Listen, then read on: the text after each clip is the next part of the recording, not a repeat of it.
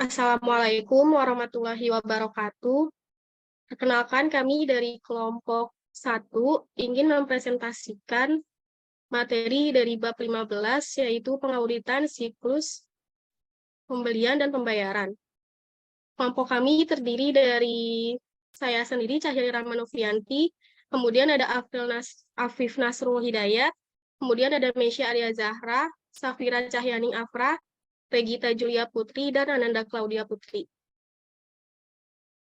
Ini ada tujuan pengajaran yang akan kita bahas di materi ini ada 1 sampai dengan 7.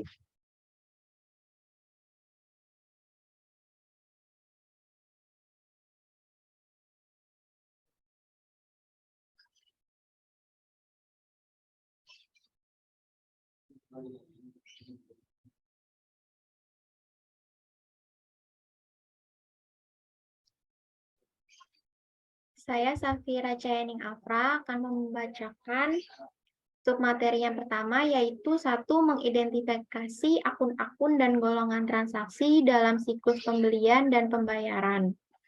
Pengauditan atas siklus pembelian dan pembayaran dilakukan bertujuan untuk menilai apakah akun-akun yang dipengaruhi oleh pembelian barang dan jasa serta pengeluaran kas untuk pembelian tersebut telah disajikan secara wajar sesuai dengan standar akuntansi keuangan.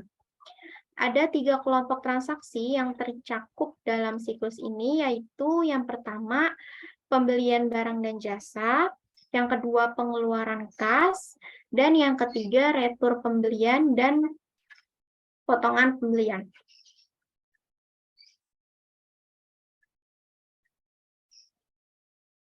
Di sini gambar 15 strip 1 menampilkan akun-akun dalam siklus pembelian dan pembayaran. Ada 10 akun yang lazim digunakan dalam siklus pembelian dan pembayaran. Tetapi untuk menyederhanakan gambar di samping, hanya ditunjuk 3 akun kontrol beban yang umum digunakan. Dan diberikan contoh akun pembantu beban yang termasuk dalam akun kontrol yang bersangkutan. Seperti yang saya jelaskan sebelumnya, ada 3 kelompok transaksi yang tercakup dalam siklus ini. Yang pertama, ada siklus pembelian barang dan jasa. Bila dikaitkan dengan jurnal yang berbentuk akun T ini, maka di sini ada pembelian bahan baku yang pencatatannya itu bisa dilakukan dengan akun pembelian barang dan jasa atau pembelian bahan baku itu di debit dan kreditnya utang usaha. Lalu untuk kelompok transaksi yang kedua ada pengeluaran kas. Di sini pengeluaran kas untuk pembayaran utang usaha, pencatatannya pengeluaran kas di debit, kas di bank di kredit. Lalu untuk kelompok transaksi yang ketiga, bila ada retur pembelian atau potongan pembelian, maka pencatatannya utang usaha di debit, retur pembelian atau potongan pembelian di kredit. Untuk akun kontrol beban produksi, beban penjualan atau beban administrasi itu muncul di saat perusahaan melakukan kegiatan produksi atau penjualan. Contohnya di sini ada akun pembantu reparasi dan pemeliharaan, maka pencatatannya reparasi dan pemeliharaan di debit, kreditnya utang usaha. Bisa kita asumsikan bahwa setiap transaksi akan sangat mempengaruhi pendebitan atau pengkreditan terhadap akun utang usaha. Next.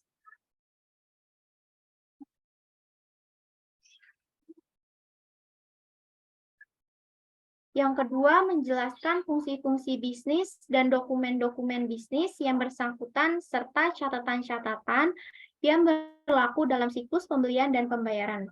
Siklus pembelian dan pembayaran menyangkut pengambilan keputusan dan proses untuk mendapatkan barang dan jasa untuk menyelenggarakan suatu bisnis.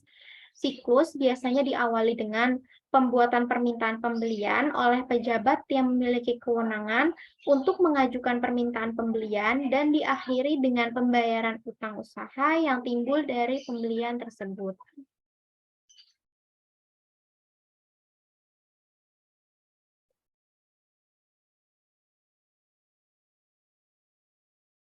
Di sini tabel 15 strip 1 menampilkan golongan transaksi, akun-akun, fungsi bisnis, dan dokumen serta catatan untuk siklus pembelian dan pembayaran.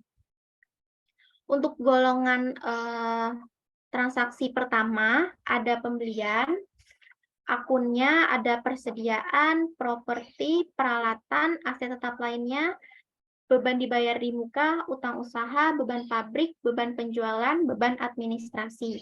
Di sini, 3 fungsi bisnis pertama itu adalah untuk pencatatan pembelian barang dan jasa secara kredit, dan fungsi bisnis yang keempat adalah untuk pencatatan pengeluaran kas untuk pembayaran ke pemasok.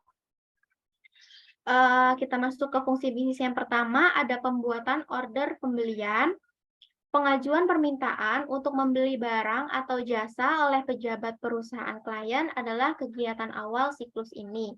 Formulir yang digunakan dan approval atau permintaan persetujuan tergantung pada sifat barang dan jasa serta kebijakan yang ditetapkan oleh masing-masing perusahaan.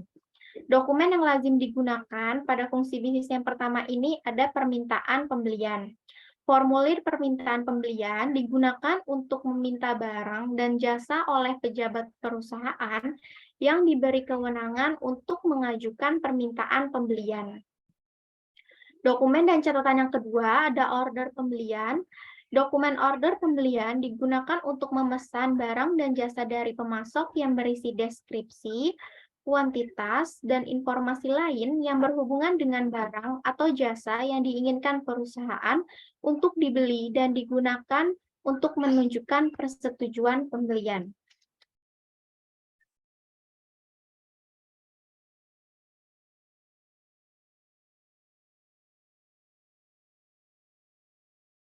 Yang B, penerimaan barang dan jasa. Fungsi bisnis kedua ini adalah saat yang paling kritis dalam siklus ini, karena pada saat ini oleh kebanyakan perusahaan dipakai pertama kali untuk mengakui pembelian dan utang yang bersangkutan. Ketika barang diterima, agar kontrol berjalan baik, diperlukan pemeriksaan tentang deskripsi, kuantitas, tanggal penerimaan, dan kondisi barang yang diterima. Dokumen dan catatan yang lazim digunakan pada fungsi bisnis yang kedua ini adalah laporan penerimaan. Adalah dokumen berupa kertas atau elektronik yang dibuat pada saat barang diterima. Tidak hanya berisi deskripsi, kuantitas, tanggal penerimaan, dan kondisi barang, tetapi laporan penerimaan ini juga mencantumkan data atau informasi lain yang relevan yang berhubungan dengan barang. Yang C, ada fungsi bisnis pengakuan kewajiban atau utang. Pengakuan kewajiban yang tepat atas barang dan jasa yang telah diterima menuntut adanya pencatatan yang tepat dan akurat. Pencatatan pertama kali mempengaruhi laporan keuangan dan pengeluaran kas yang sesungguhnya. Oleh karena itu, perusahaan harus memasukkan semua transaksi pembelian yang sungguh-sungguh terjadi dengan jumlah yang benar.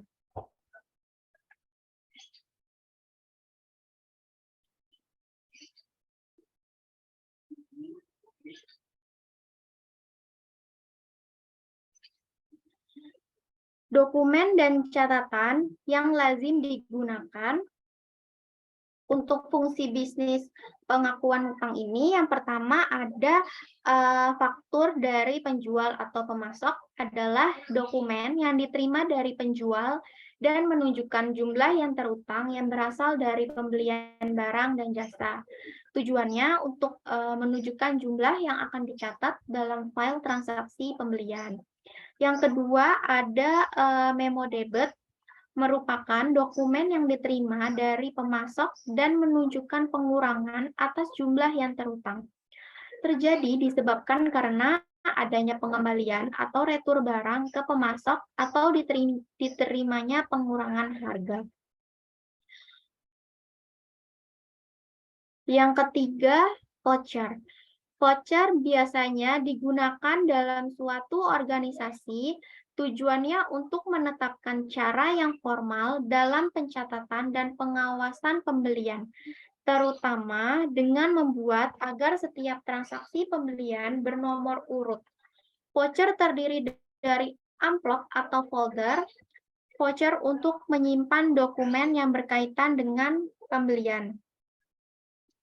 Keempat, file transaksi pembelian. File transaksi pembelian adalah file yang dihasilkan komputer yang mencakup semua transaksi pembelian yang diproses oleh sistem akuntansi untuk suatu periode tertentu. File ini berisi semua informasi yang dimasukkan ke dalam sistem dan mencakup informasi untuk setiap transaksi. File ini digunakan untuk berbagai catatan, daftar, atau laporan.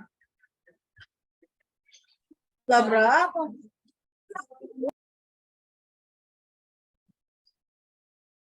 Next.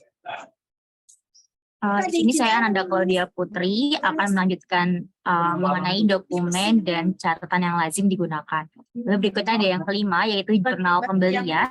Jurnal pembelian dihasilkan dari file transaksi pembelian dan biasanya berisi nama pemasok, tanggal, jumlah, dan kelompok akun untuk setiap transaksi, serta informasi pembelian secara tunai atau kredit.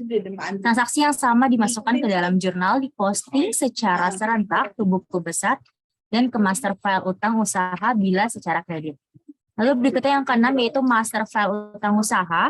Master file utang usaha mencatat transaksi pembelian, pengeluaran kas, dan retur pembelian untuk setiap pemasok. Master file ini diupdate dari file transaksi komputer untuk pembelian, retur pembelian, dan pengeluaran kas. Hasil cetakan atau printout master file utang usaha menunjukkan saldo awal utang usaha. Setiap pembelian, retur pembelian, dan pengeluaran kas serta saldo akhir untuk setiap pemasok. Lalu berikutnya yang ketujuh yaitu daftar utang usaha. Daftar utang usaha berisi daftar jumlah yang terutang kepada masing-masing pemasok atau untuk setiap faktur atau voucher pada suatu saat tertentu. Daftar ini dibuat langsung dari master file utang usaha. Lalu yang kedelapan yaitu laporan dari pemasok atau vendor statement. Laporan dari pemasok adalah dokumen yang dibuat oleh pemasok setiap hari, setiap akhir bulan, dan menunjukkan saldo awal, pembelian, retur pembelian, dan juga pembayaran ke pemasok tersebut serta saldo akhir. Jumlah saldo menurut master file utang usaha seharusnya sama dengan saldo yang ditunjukkan dalam laporan dari pemasok, kecuali ada kerancuan antara pemasok dengan klien atau ada selisih akibat faktor waktu. Next.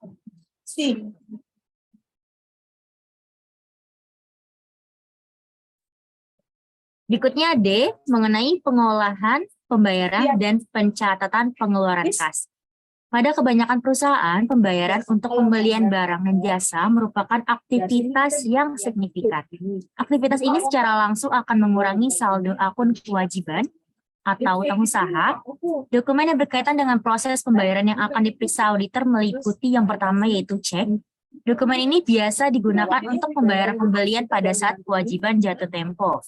Banyak perusahaan menggunakan komputer untuk menyiapkan cek berdasarkan informasi yang tercantum dalam file transaksi pembelian saat barang dan jasa diterima. Berikutnya yang kedua yaitu file transaksi pengeluaran kas. File ini dihasilkan komputer yang meliputi seluruh transaksi pengeluaran kas yang diolah sistem akuntansi untuk suatu periode tertentu. Mungkin bisa per hari, per minggu, ataupun per bulan. File ini berisi jenis informasi yang sama seperti pada file transaksi pembelian. Berikutnya yang ketiga yaitu jurnal pengeluaran kas. Jurnal pengeluaran kas ini adalah daftar atau laporan yang dihasilkan dari file transaksi pengeluaran kas yang mencakup seluruh transaksi pada suatu periode waktu tertentu. Transaksi yang sama, termasuk semua informasi yang relevan, dimasukkan ke master file utang usaha dan buku besar. Bagus dong. Next. CCTV nggak ke laut, nggak ke laut. Lalu yang ketiga yaitu memahami pengendalian internal dan metodologi untuk merancang dan melaksanakan pengujian pengendalian serta melakukan pengujian substantif transaksi untuk siklus pembelian dan pembayaran. Dalam pengauditan, umumnya akun yang paling menyerap waktu pemeriksaan adalah piutang usaha, persediaan, aset tetap, utang usaha, dan juga akun beban. Apabila auditor dapat mengurangi pengujian rinci saldo dengan menggunakan pengujian pengendalian dan pengujian substantif transaksi untuk memeriksa efektivitas pengendalian internal atas pembelian dan pengeluaran kas, maka waktu yang bisa dihemat akan sangat signifikan. Pengujian pengendalian dan pengujian substantif transaksi untuk siklus pembelian dan pembayaran terbagi menjadi dua bagian. Yang pertama, pengujian pembelian berkaitan dengan 3 dari 4 fungsi bisnis, yaitu order pembelian, penerimaan barang dan jasa, dan juga pengakuan hutang. Yang kedua, pengujian pengeluaran kas berkaitan dengan fungsi keempat, yaitu pengolahan dan pencatatan pengeluaran kas. Next.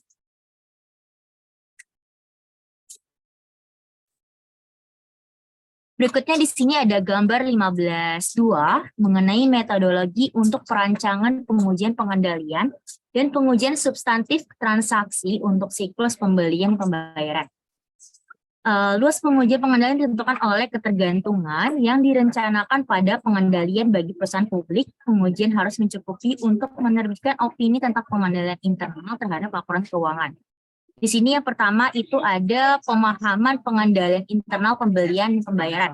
Yaitu di sini mengenai mengenai memahami pengendalian internal penjualan dengan menggunakan salah satu pendekatan umum untuk penjualan. Auditor mempelajari bagan arus klien serta menyiapkan kuesioner tentang pengendalian internal dan melaksanakan pengujian penjualan upgrade. Lalu yang berikutnya kedua yaitu penetapan risiko pengendalian direncanakan pembelian dan pembayaran.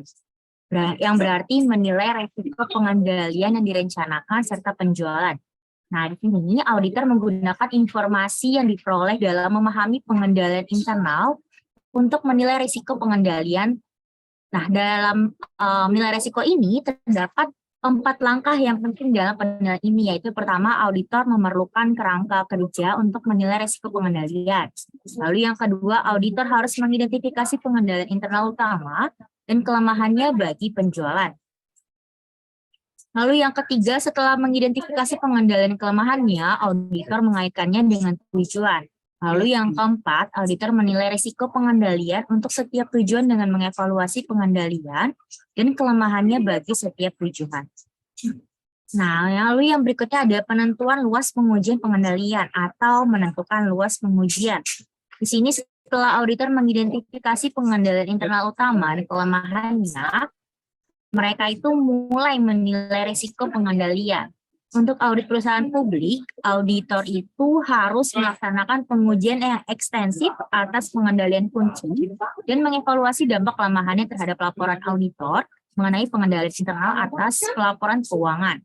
Terus pengujian pengendalian dalam audit perusahaan non publik tergantung pada keefektifan pengendalian dan sejauh mana auditor yakin bahwa pengujian tersebut dapat diandalkan untuk mengurangi risiko.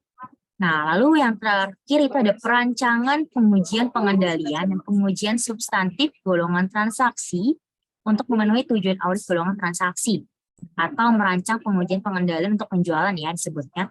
Nah, di sini untuk setiap pengendalian kunci, 1 atau lebih pengujian pengendalian harus dirancang untuk memverifikasi keefektifannya. Dalam sebagian besar audit, relatif mudah menentukan sifat pengujian pengendalian dari sifat pengendalian tersebut. Sebagai contoh, jika pengendalian internal adalah untuk menandatangani pesanan pelanggan setelah kreditnya disetujui, pengujian pengendalian adalah untuk memeriksa apakah pesanan pelanggan telah ditandatangani dengan benar. Next.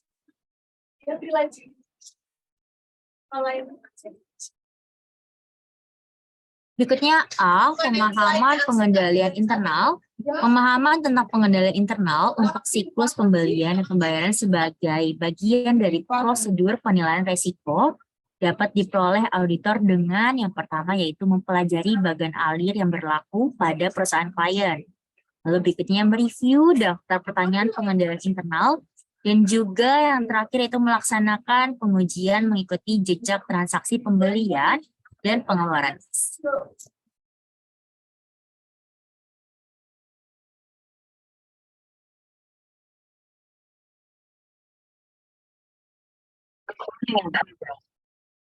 Selanjutnya, saya Cahyani Rahmanovianti ingin melanjutkan presentasi, yaitu B mengenai menilai risiko pengendalian direncanakan. Jadi, di bagian ini dilakukan pemeriksaan atas pengendalian internal kunci untuk setiap fungsi bisnis, yaitu yang pertama ada otorisasi pembelian. Poin pertamanya yaitu pemberian otorisasi yang tepat untuk pembelian menjamin bahwa barang dan jasa yang dibeli sungguh-sungguh barang yang dibutuhkan perusahaan. Dan dengan demikian menghindari terjadinya pembelian berlebihan atau tidak diperlukan. Poin selanjutnya, setelah permintaan pembelian diotorisasi, disusul dengan pembuatan order pembelian barang atau jasa. Order pembelian diterbitkan kepada pemasok untuk membeli barang atau jasa yang disebutkan dalam order pada harga tertentu dan dikirimkan pada tanggal atau sebelum tanggal yang disebutkan. Order pembelian yang bisa dibuat dalam bentuk tertulis atau elektronik, ini dipandang dokumen yang resmi dan merupakan suatu permintaan untuk membeli barang atau jasa. Kemudian selanjutnya, agar terciptanya pengendalian internal yang baik, bagian pembelian sebaiknya terpisah dari bagian yang memberi otorisasi dan yang menerima barang. Semua order pembelian hendaknya bernomor urut tercetak agar mudah mengetahui berapa order pembelian yang sudah diterbitkan dan harus dirancang untuk meminimumkan kemungkinan hilangnya formulir secara tidak disengaja ketika barang sudah dipesan. Kemudian selanjutnya yang nomor 2 ada pemisahan pemegang aset dari fungsi lainnya. Poin pertamanya yaitu kebanyakan perusahaan memiliki bagian penerimaan yang harus membuat laporan penerimaan barang sebagai bukti barang telah diterima dan diperiksa. Yang kedua yaitu salah satu kopi akan dikirimkan ke gudang bahan baku dan lembar lainnya akan dikirimkan ke bagian utang untuk memberikan informasi yang mereka butuhkan. Kemudian, untuk mencegah pencurian dan penyalahgunaan, barang harus diawasi secara fisik sejak barang tersebut diterima hingga digunakan atau dijual. Kemudian, personel yang ditugasi di bagian penerimaan ini harus independen dari bagian gudang dan bagian akuntansi. Lalu, catatan akuntansi mengikuti perpindahan tanggung jawab atas barang ketika barang tersebut berpindah dan penerimaan barang dari penerimaan barang ke gudang, dari gudang ke pabrik, dan seterusnya. Yang ketiga ada pencatatan tepat waktu dan review independen atas transaksi.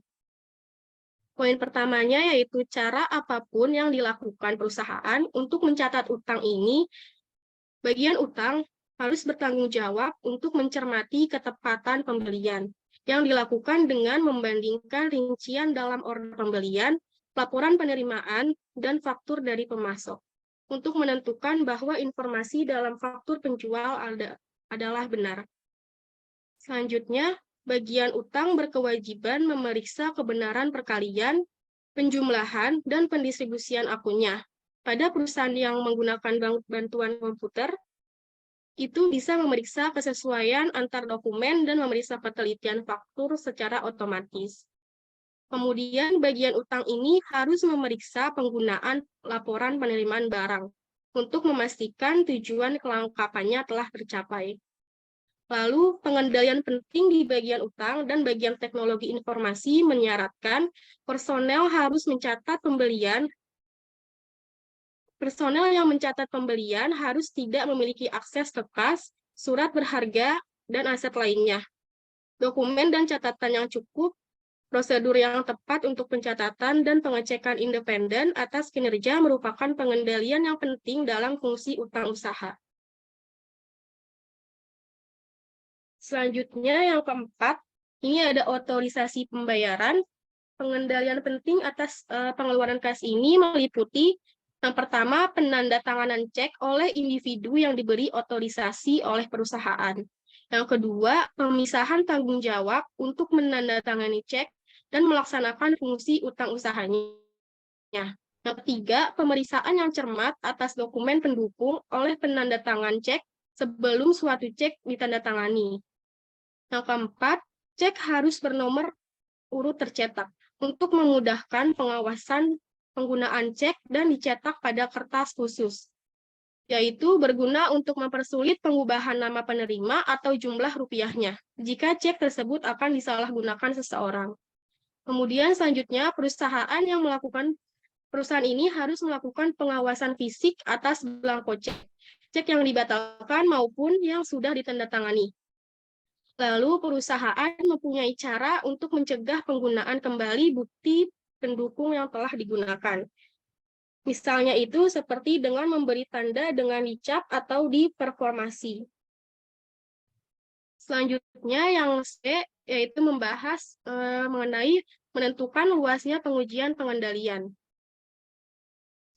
Setelah mengidentifikasi pengendalian internal kunci dan defisiensinya, auditor bisa menilai risiko pengendalian.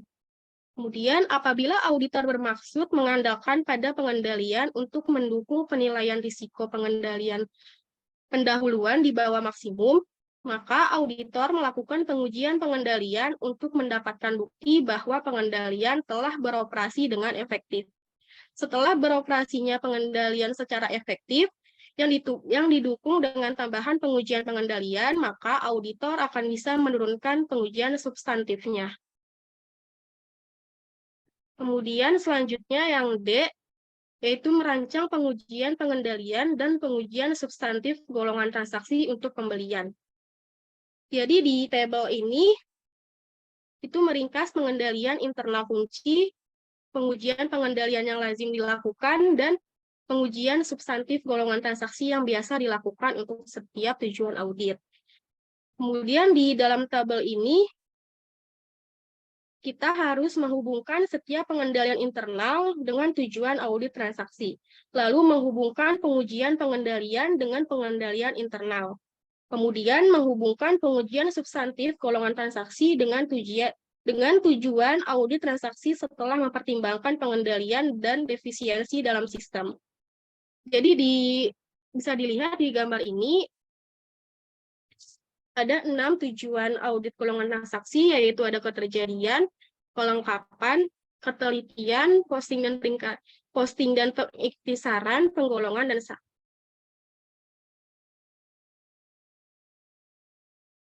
kemudian yang selanjutnya ada yang satu, pembelian terbukukan adalah untuk barang dan jasa yang diterima atau keterjadian. Poin pertamanya, apabila auditor puas bahwa pengendalian cukup untuk tujuan ini, maka pengujian untuk memeriksa adanya transaksi yang tidak tepat dan pencatatan transaksi yang tidak pernah terjadi bisa sangat dikurangi. Selanjutnya, pengendalian yang memadai bisa, yang pertama, mencegah terjadinya pencatatan transaksi yang tidak pernah terjadi secara tidak disengaja, terutama yang berupa pencatatan pembelian ganda. Yang kedua, bisa mencegah klien dari kesalahan mencatat beban yang bukan beban perusahaannya, atau transaksi penyalahgunaan aset, atau hal yang mendatangkan keuntungan bagi manajemen atau karyawan perusahaan, dan bukan untuk kepentingan atau keuntungan bagi perusahaan yang diaudit. Poin selanjutnya, dalam keadaan tertentu, transaksi yang tidak tepat bisa saja terlihat jelas. Misalnya itu dalam hal terjadi pembelian barang untuk keperluan pribadi yang dilakukan tanpa otorisasi.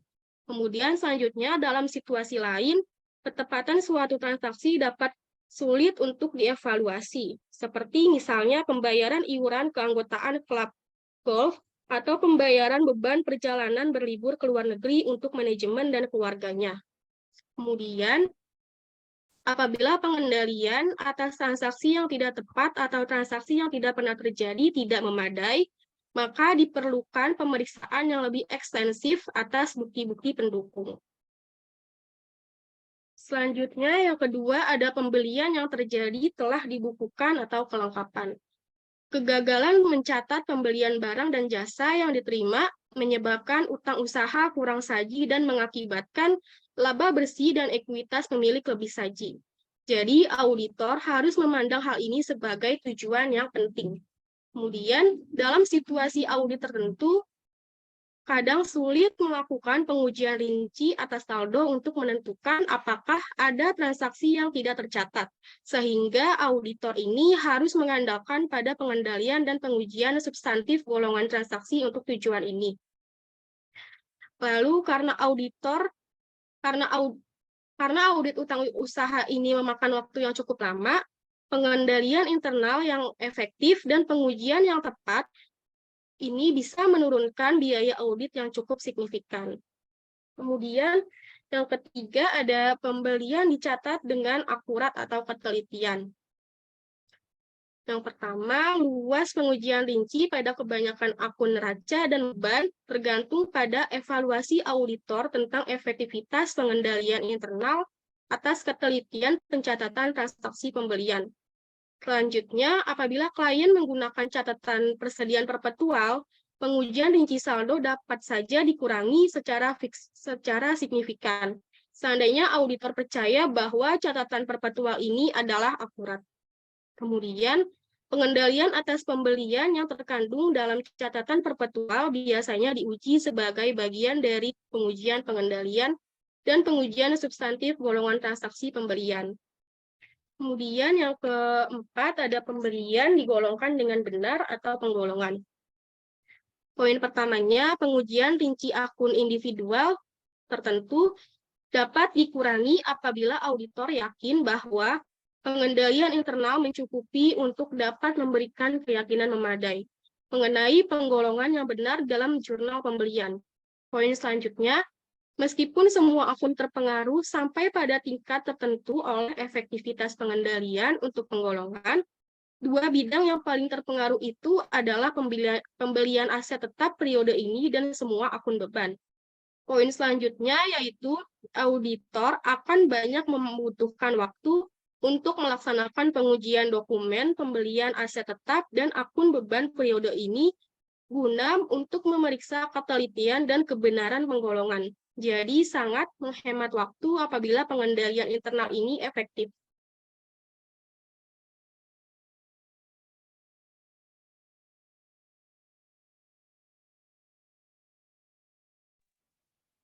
Baik, selanjutnya akan dijelaskan oleh saya, Mesyadah Zahra, yaitu untuk poin E, perancangan, pengujian pengendalian, dan pengujian substantif golongan transaksi untuk pengeluaran kas.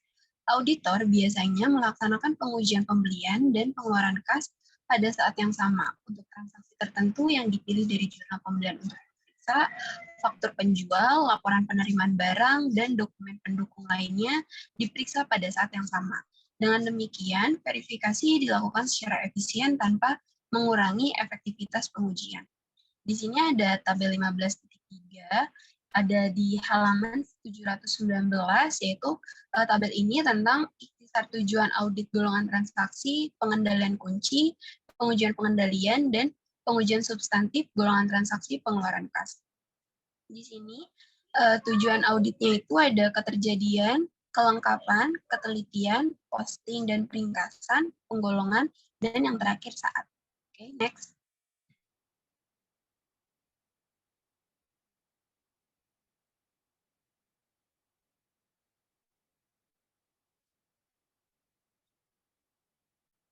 Oke. Selanjutnya, F, sampling atribut untuk pengujian pengendalian dan pengujian substantif golongan transaksi, pentingnya pengujian pengendalian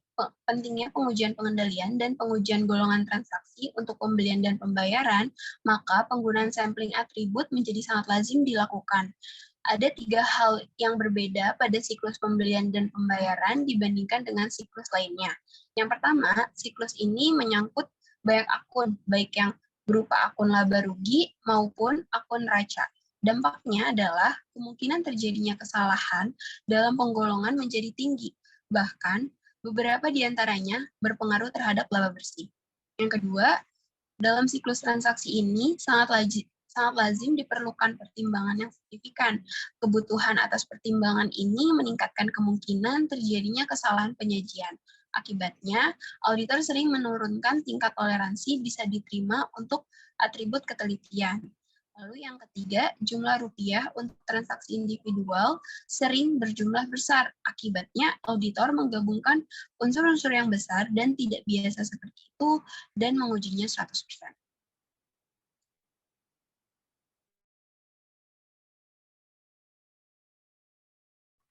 Selanjutnya akan dibacakan oleh saya, Regita Julia Putri, yaitu 4 menjelaskan metodologi untuk perancangan pengujian rinci saldo utang usaha dengan menggunakan model risiko audit. Karena hampir semua transaksi dalam siklus pembelian dan pembayaran mengalir melalui akun utang usaha, akun ini sangat kritikal dalam setiap audit atas siklus pembelian dan pembayaran. Kebanyakan utang usaha dapat juga diidentifikasi melalui keberadaan faktur dari penjual yang menunjukkan kewajiban perusahaan. Utang usaha harus dibedakan dari utang biaya dan kewajiban utang bunga. Gambar 15.3 meringkas metodologi untuk perancangan dan pengujian rinci utang usaha.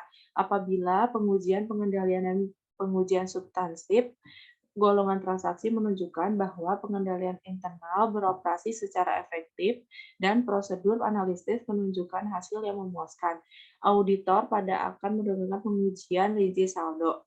Namun, karena pada kebanyakan perusahaan, utang usaha cenderung menjadi material, auditor hampir selalu melakukan pengujian rinci saldo. Berikut adalah gambar metodologi untuk perancangan dan pengujian rinci utang usaha. Next.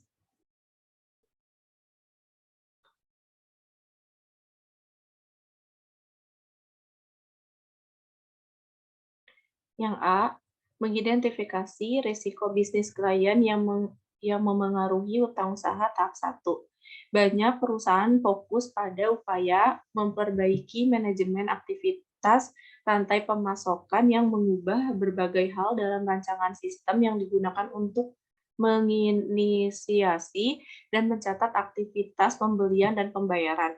Upaya merampingkan pembelian dan pembayaran barang dan jasa, termasuk meningkatkan pembelian persediaan secara just in time, meningkatkan berbagai informasi dengan pemasok dan penggunaan teknologi informasi dan e-commerce untuk transaksi bisnis telah mengubah semua aspek siklus pembelian dan pembayaran pada perusahaan.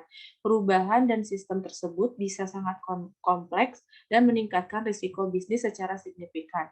Auditor harus mengerti sifat perubahan sistem untuk mengidentifikasi apakah risiko bisnis klien dan pengendalian manajemen memengaruhi kemungkinan kesalahan penyajian material dalam utang usaha.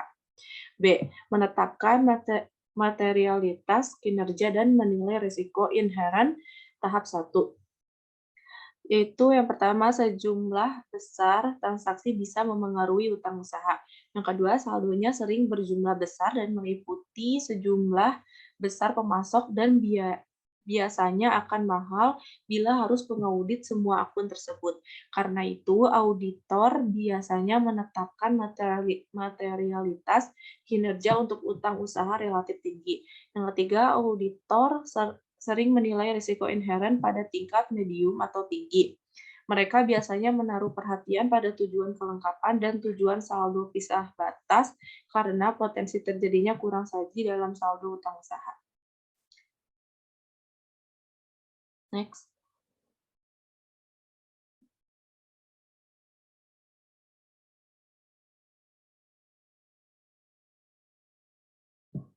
Yang C, risiko pengendalian dan merancang serta melaksanakan pengujian pengendalian dan pengujian substansif golongan transaksi tahap 1 dan 2. Setelah auditor menetapkan materialitas kinerja dan risiko inheren untuk utang usaha, mereka menilai risiko pengendalian berdasarkan pemahaman atas pengendalian internal. Pengujian substansif yang dilakukan auditor pada akhirnya akan tergantung pada efektivitas pengendalian internal yang berkaitan dengan utang usaha. Karena itu, auditor harus memiliki pemahaman yang dalam tentang bagaimana pengendalian yang berhubungan dengan utang usaha. Pengaruh pengendalian internal klien atas pengujian pengendalian internal digambarkan dengan 2 contoh. Yang pertama, Misalkan klien memiliki pengendalian internal yang efektif atas catatan dan pembayaran untuk pembelian. Penerimaan barang didokumentasi melalui laporan penerimaan barang bernomor urut tercetak. Voucher bernomor urut tercetak dibuat dengan tepat dan efisien, dan dicatat dalam file transaksi pembelian dan master file utang usaha. Dalam situasi demikian, verifikasi atas utang usaha hanya membutuhkan sedikit usaha dari auditor karena auditor berkesimpulan bahwa pengendalian internal telah beroperasi dengan efektif. Yang kedua, misalkan perusahaan tidak menggunakan laporan penerimaan barang. Klien menunda pencatatan pembelian sehingga dilakukan pembayaran kas, dan tagihan dari pemasok sering dibayar beberapa bulan setelah tanggal jatuhnya. Apabila auditor berhadapan dengan situasi itu, ada kemungkinan terjadi kurang saji dalam utang usaha. Karena itu diperlukan pengujian rinci yang ekstensif untuk memastikan apakah utang usaha telah ditetapkan dengan tepat pada tanggal neraca. Sebagai tambahan atas pengendalian tersebut, setiap bulan seorang karyawan yang independen atau program komputer harus merekonsiliasi laporan dari pemasok dengan liabilitas dalam pembukuan serta master file utang usaha dengan buku besar. Setelah menilai resiko pengendalian, auditor merancang dan melaksanakan pengujian pengendalian dan pengujian substansif golongan transaksi atas pembelian dan pengeluaran kas. Next.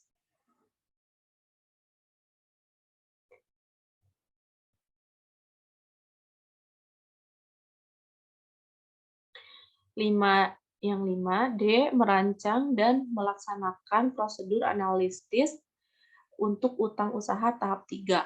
Penggunaan prosedur analisis merupakan hal penting dalam siklus pembelian dan pembayaran, terutama dalam menemukan kesalahan penyajian dalam utang usaha. Karena penggunaan pembukuan berpasangan double entry accounting, kesalahan penyajian akun beban biasanya akan berakibat kesalahan penyajian yang sama pada akun utang usaha. Auditor harus membandingkan total beban tahun ini dengan beban tahun sebelumnya untuk menemukan kesalahan penyajian dalam utang usaha maupun dalam akun beban. Cara tersebut juga merupakan prosedur yang efektif dalam menganalisis utang usaha apabila beban dari tahun ke tahun relatif stabil. Yang 6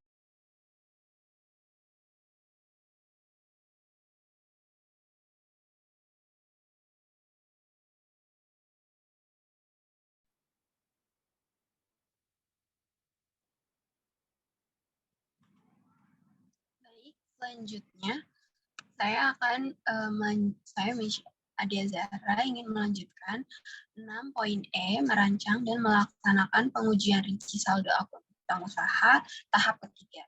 Tujuan keseluruhan audit utang usaha adalah untuk menentukan apakah saldo utang usaha telah disajikan secara wajar dan diungkapkan dengan tepat. Ada perbedaan penting dalam penekanan audit atas liabilitas dan aset. Apabila auditor mengaudit aset, auditor akan menekankan pada lebih saji melalui verifikasi dengan konfirmasi pemeriksaan fisik dan pemeriksaan dokumen pendukung. Selanjutnya, pendekatan sebaliknya dilakukan apabila auditor mengaudit saldo liabilitas. Auditor menekankan pada kemungkinan terjadinya kurang saji atau penghilangan liabilitas. Untuk pengauditan utang usaha dengan 3 modifikasi kecil sebagai berikut. Yang pertama, tujuan nilai bersih bisa direalisasi tidak diterapkan untuk liabilitas, jadi itu hanya untuk aset. Yang kedua, aspek hak pemilikan dari tujuan hak dan kewajiban tidak diterapkan untuk liabilitas. Untuk liabilitas, auditor memusat perhatian pada kewajiban klien untuk membayar utang. Bila klien tidak mempunyai kewajiban untuk membayar, maka tidak akan dicantumkan sebagai liabilitas. Poin ketiga, untuk liabilitas lebih ditekankan pada pencarian kurang saji daripada atas lebih saji. Next.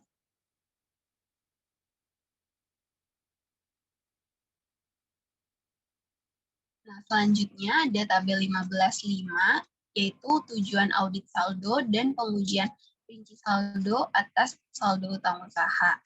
Tabel ini ada di buku halaman 727. Di sini tujuan audit saldonya itu ada kecocokan saldo, keberadaan, kelengkapan, ketelitian, penggolongan, pisah batas, dan juga kewajiban. Next.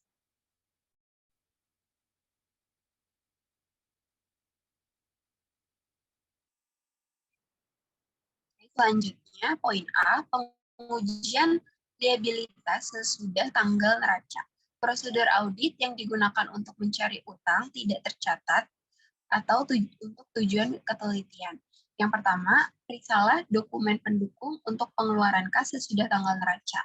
Auditor memeriksa dokumen pendukung untuk pengeluaran kas sesudah tanggal neraca untuk menentukan apakah pengeluaran kas itu untuk membayar utang dari periode ini. Auditor harus menelusur ke daftar utang usaha, lalu menelusur ke laporan penerimaan barang yang menunjukkan tanggal barang diterima, lalu menelusur juga ke faktur penjual yang biasanya digunakan untuk menunjukkan tanggal suatu jasa diberikan. Auditor memeriksa dokumen pendukung pengeluaran kas yang dilakukan pada beberapa minggu periode sesudah tanggal neraca. Yang kedua, periksalah dokumen pendukung untuk faktur tagihan yang belum dibayar beberapa minggu setelah akhir tahun. Prosedur ini berbeda dengan yang sebelumnya, yaitu dalam hal kewajiban ini belum dibayar sampai menjelang akhir audit, bukan kewajiban yang sudah dibayar. Selanjutnya, yang poin ketiga, telusur laporan penerimaan barang yang diterbitkan sebelum akhir tahun dengan faktur penjual yang bersangkutan. Semua barang yang diterima sebelum akhir tahun buku harus dimasukkan sebagai utang usaha. Auditor menguji ada tidaknya utang yang tidak dicatat dengan menelusur laporan penerimaan barang yang diterbitkan menjelang akhir tahun buku ke faktur penjual dan meyakinkan bahwa semua telah dimasukkan sebagai utang usaha. Next.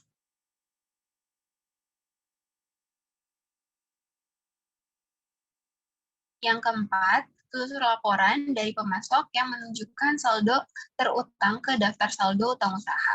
Auditor dapat menelusur setiap laporan yang menunjukkan saldo terutang pada setiap tanggal neraca ke daftar utang usaha untuk memastikan telah dimasukkan sebagai utang usaha. Yang kelima, pengiriman konfirmasi kepada pemasok yang memiliki hubungan bisnis dengan klien. Auditor dapat menggunakan prosedur ini jika dipandang perlu untuk menguji apabila ada nama pemasok yang tidak tercantum di dalam daftar utang, atau ada transaksi yang dihilangkan, atau juga saldonya tidak sesuai dengan catatan pemasok. Cara ini merupakan cara yang efektif untuk mengungkapkan utang tidak tercatat. Jenis konfirmasi ini biasanya disebut dengan konfirmasi saldo nol atau zero balance confirmation. Next.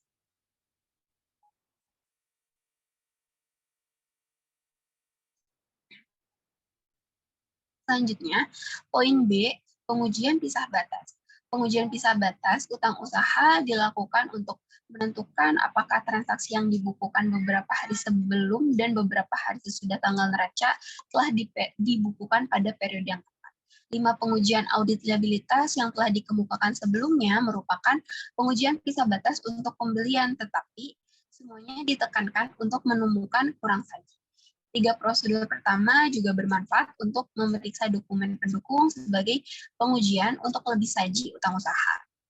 Untuk menguji lebih saji pisah batas, auditor harus menelusuri laporan penerimaan barang yang diterbitkan setelah akhir tahun buku ke faktur yang bersangkutan untuk meyakinkan bahwa transaksi yang bersangkutan tidak dimasukkan sebagai utang usaha, kecuali jika itu merupakan barang dalam perjalanan. Next.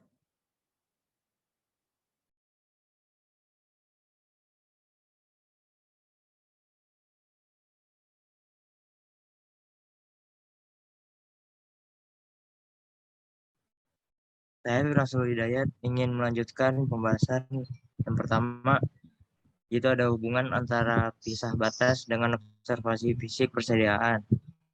Dalam menentukan apakah pisah batas sudah benar, sebaiknya pengujian pisah batas dikoordinasikan dengan observasi perhitungan fisik persediaan. Auditor harus mereview prosedur di bagian penerimaan barang untuk memastikan bahwa semua barang yang diterima telah dihitung, dan auditor harus mencatat dalam dokumentasi audit nomor laporan penerimaan barang terakhir yang dicantumkan dalam perhitungan fisik. Setelah tanggal perhitungan fisik, Auditor kemudian harus menguji catatan akuntansi untuk pisah batas. Auditor harus menelusur nomor-nomor laporan penerimaan barang yang sebelumnya sudah didokumentasi ke catatan utang usaha untuk melakukan verifikasi bahwa mereka telah dimasukkan atau dikeluarkan dengan benar. Lalu auditor harus melakukan verifikasi apakah semua pembelian yang terjadi antara perhitungan fisik dan tanggal akhir tahun telah ditambahkan pada persediaan fisik dan utang usaha. Poin kedua yaitu persediaan dalam perjalanan atau inventory in transit. Auditor harus membedakan antara pembelian persediaan yang dilakukan atas dasar FOB destination dengan yang dilakukan atas dasar FOB origin. Untuk FOB destination, hak pemilikan atas barang berpindah kepada pembeli apabila barang telah diterima pembeli. Jadi hanya persediaan yang diterima sebelum atau tepat pada tanggal neraca yang harus dimasukkan ke dalam persediaan dan utang usaha pada akhir tahun. Apabila pembelian dilakukan atas dasar FOB origin, perusahaan harus mencatat persediaan dan utang usaha yang bersangkutan pada periode ini apabila pengiriman telah dilakukan sebelum atau tepat pada tanggal neraca. Auditor harus memeriksa faktur penjual untuk barang-barang yang diterima beberapa waktu setelah akhir tahun untuk menentukan barang tersebut dibeli atas dasar FOB destination atau FOB origin. Untuk barang yang dikirim sebelum atau tepat pada tanggal persediaan dan utang usaha yang bersangkutan harus dicatat dalam periode ini jika jumlahnya material.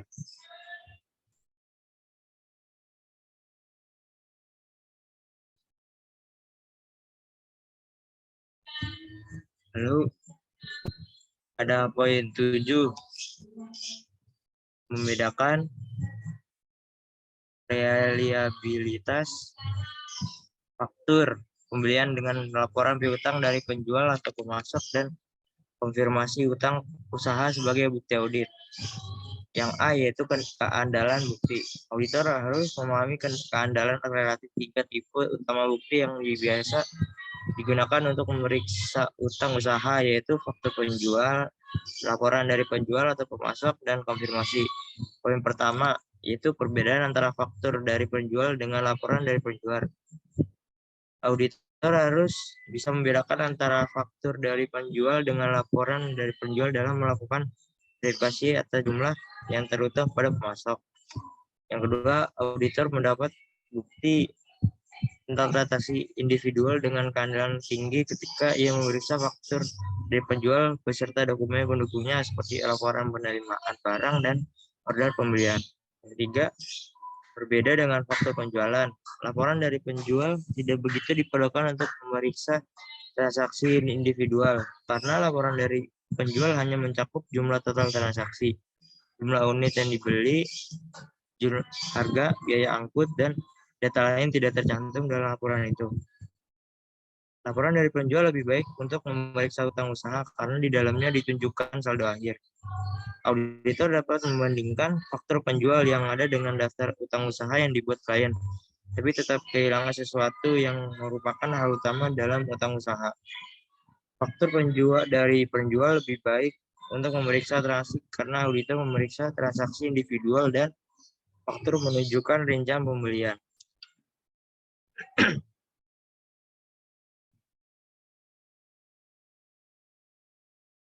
Yang kedua, perbedaan antara laporan dari penjual dengan konfirmasi.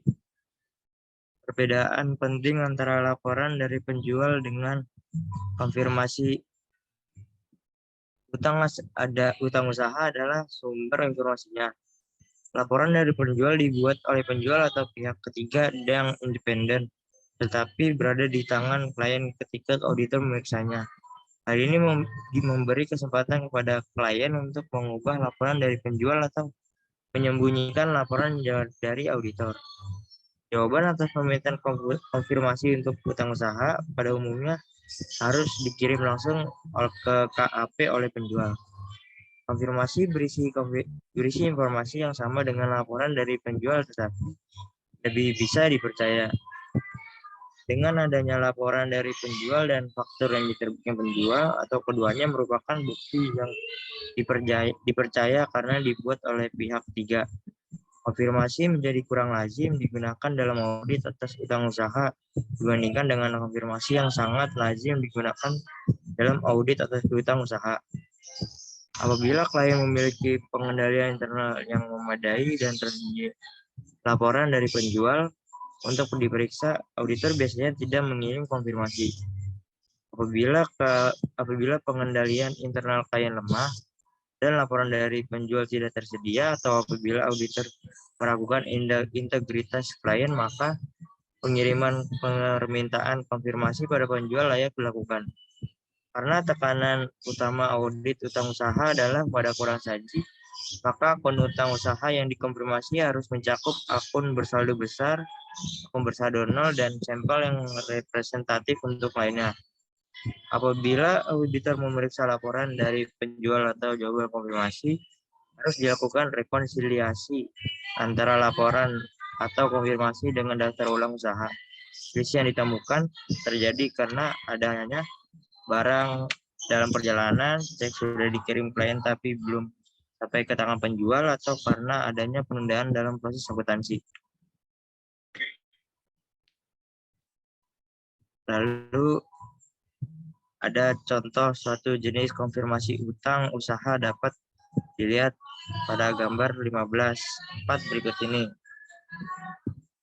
Gambar ini ada di buku pada halaman 723. Next.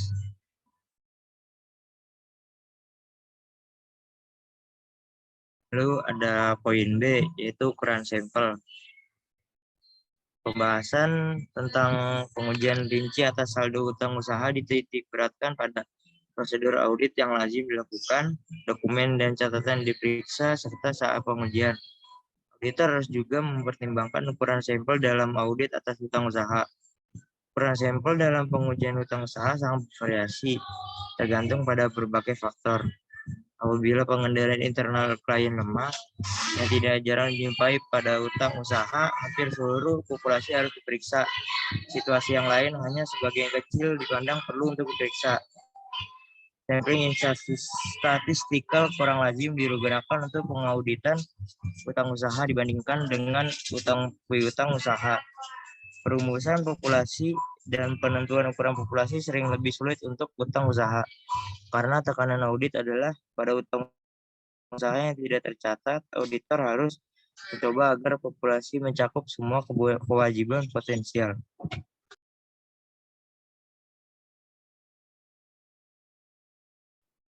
Sekian presentasi dari kelompok kami. Mohon maaf apabila terdapat kesalahan dan kekurangan. Assalamualaikum warahmatullahi wabarakatuh.